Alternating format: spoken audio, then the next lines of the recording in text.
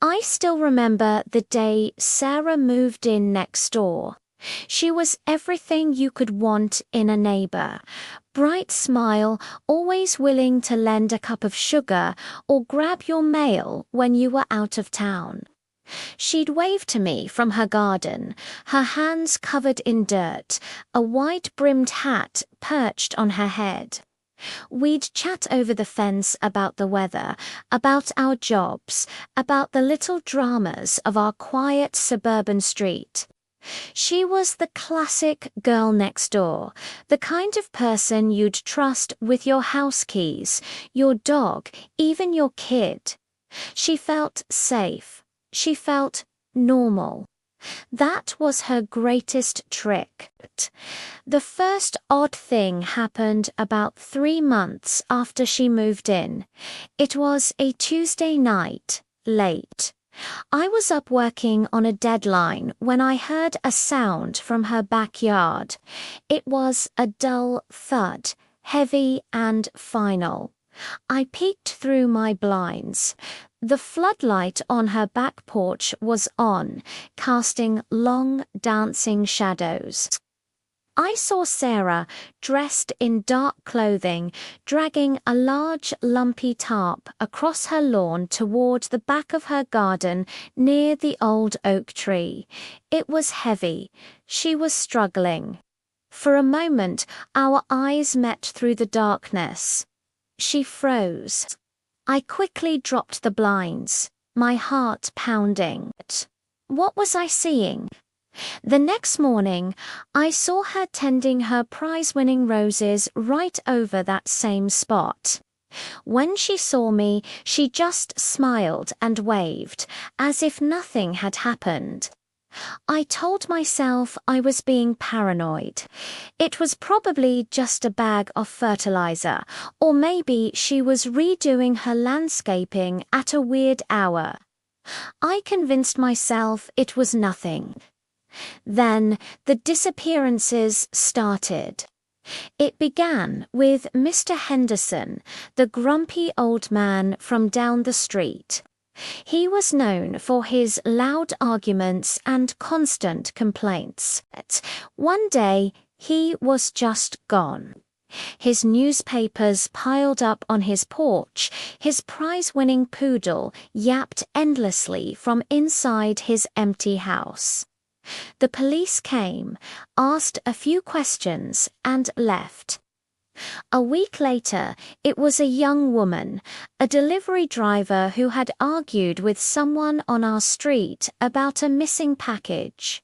She vanished after her shift. It was all over the local news. The town was on edge.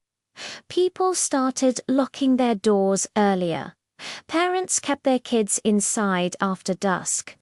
Our quiet little street suddenly felt haunted. I started watching Sarah more closely. My paranoia from that night returned, and it was screaming at me now. I noticed things I hadn't before. The way her smile never quite reached her eyes. The way she would stand perfectly still at her window for hours, just watching. I saw her scrubbing her front porch with bleach in the middle of the night. I found a single blood-red earring near the fence separating our yards, an earring that looked just like the one the missing delivery driver was wearing in her picture on the news. I started connecting the dots, and the picture they formed was terrifying. The thud I heard that night, the tarp, the freshly turned earth in her garden. Mr. Henderson had argued with her about her dog digging up his flower beds. The delivery driver's last known location was our street. My mind raced. Was it possible? Sweet, smiling Sarah, the one who brought me homemade cookies and helped me carry in my groceries. Could she be behind this? The thought was so absurd, so monstrous, that my brain refused to accept it. But the evidence, the little inconsistencies, the chilling feeling I got whenever she was near, it was all pointing in one horrifying direction. I started documenting everything. I took pictures of her late-night activities from my window. I recorded the times she left and came back. I felt like I was losing my mind, caught in a nightmare I couldn't wake up from. One evening, I was taking out the trash when she appeared at the fence, her smile as bright as ever. "Hey there," she said, her voice like honey. "Beautiful evening, isn't it?" My blood ran cold. "Sure is," I managed to choke out, my hand trembling as I gripped the trash can lid. She tilted her head. "You seem a little on edge lately. Everything okay?" Her eyes, those dark, unreadable eyes, bored into me. She knew I was watching. In that moment, the mask of the perfect neighbor slipped, just for a second, and I saw something else underneath. Something cold, calculating, and utterly devoid of warmth. I knew I had to go to the police. But what would I tell them? That my neighbor gardens at night and that I have a bad feeling about her. They'd think I was crazy. I needed proof, something undeniable. That night, fueled by a mixture of terror and adrenaline, I made the stupidest decision of my life. I decided to go into her house. I waited until I saw her car pull out of the driveway heading into town. I knew she had a spare key hidden under a fake rock by her front steps. She'd told me about it herself, laughing about how cliché it was. My hands shook so violently I could barely fit the key in the lock. The door clicked open, and I slipped inside. The house was immaculate, almost sterile. Everything was perfectly in its place. It smelled faintly of bleach and something else, something sweet and metallic. I moved silently through the living room, into the kitchen. Nothing. It all looked so normal. My heart was hammering against my ribs. What was I even looking for? Then I saw a door I'd never noticed before, leading down to a basement. A heavy padlock was on it. This was it.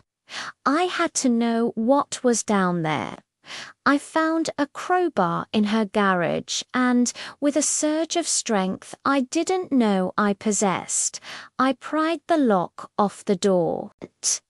The stench hit me first, a coppery, sickening smell that made me gag. I flicked on the light switch. The basement was a workshop, but instead of tools for woodworking, the walls were lined with sharp, gleaming instruments, and on a large table in the center of the room there were plastic sheets stained dark red. My eyes scanned the room, landing on a shelf filled with jars, trophies.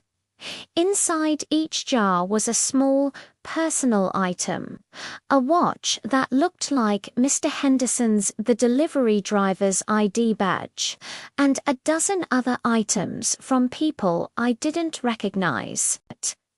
My stomach lurched. This was real. It was all real. I heard a car pull into the driveway.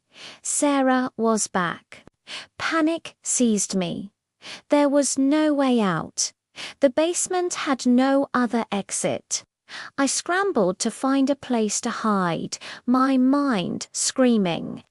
I squeezed myself behind a stack of old boxes in the darkest corner, pulling a dusty tarp over me, praying she wouldn't come down. I held my breath, listening to her footsteps upstairs. She was humming a cheerful tune. The sound was more terrifying than any scream. The footsteps stopped right at the top of the basement stairs. The floorboards creaked. She was coming down. I peeked through a tiny hole in the tarp. I saw her feet descending the stairs.